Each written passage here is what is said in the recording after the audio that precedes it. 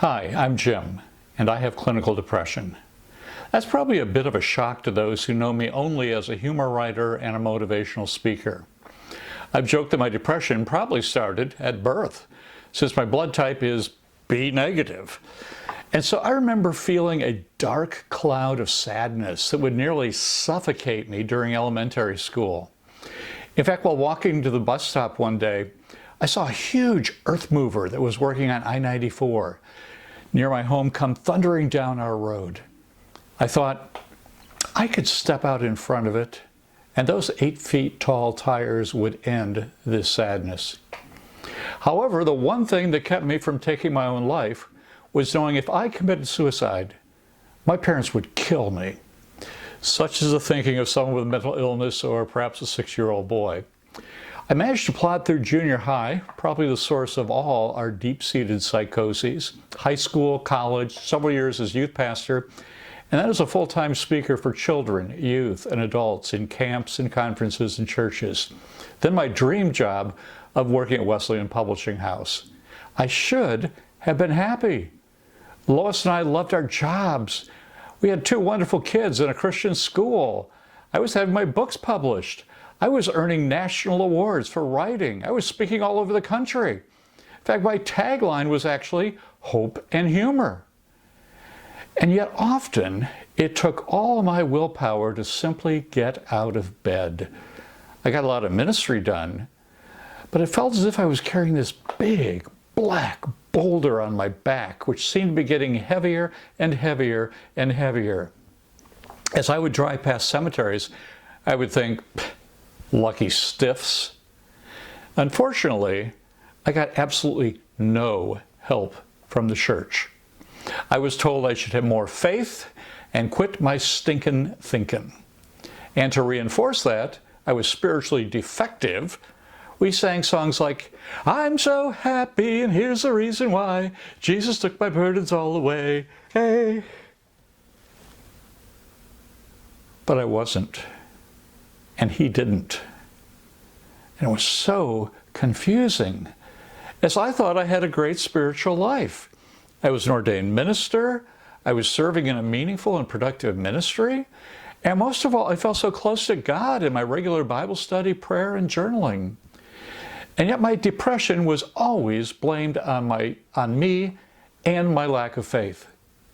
Finally, fortunately, after 30 years of truly suffering, a Christian doctor correctly diagnosed me with clinical depression, and that changed my life.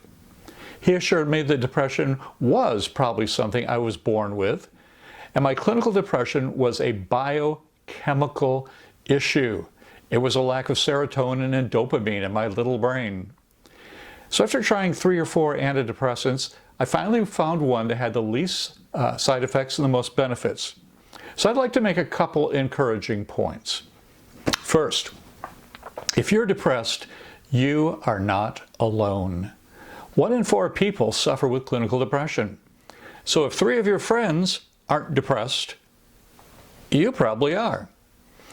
And we're in good company too, with Job, King David, the prophets Elijah and Jeremiah, as well as Martin Luther, Charles Spurgeon, C.S. Lewis, and even Mother Teresa. Second, it is a chemical imbalance and has nothing to do with your spirituality. Zip, zero, zilch. It's the result of the fall, just as much as physical suffering and natural disasters. And probably all the positive thoughts and prayers won't relieve it.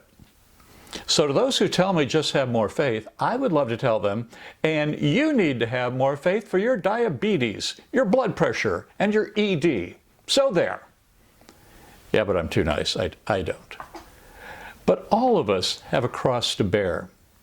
And over the last 30 years, I've not only learned to bear the cross, but to embrace the cross. And here's why. People with clinical depression have been shown in study after study to be more empathetic to other people's needs, to think more deeply, and to be more creative. No wonder most of my author friends, especially the humor writers, are all clinically depressed. So I'm actually grateful for my depression, for making me caring, compassionate, and creative. It's allowed me, as Paul writes, to comfort those with the comfort I myself have received from the God of all comfort. And third, this is most important, there is hope.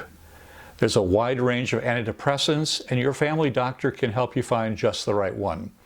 However, a quick caveat. Meds are not a cure-all, but they do provide that extra mental strength needed to eat right, exercise, and to think, as Paul writes, on those things that are true, honorable, right, pure, lovely, excellent, and praiseworthy. And there are licensed Christian therapists who can provide hope and help. I certainly needed counseling to shed years and years of guilt and shame heaped on me by previous churches. And I have some resources you might find helpful on my site at jameswatkins.com/mental health. So hi, I'm Jim. I have clinical depression. And I also have hope and joy in Jesus Christ.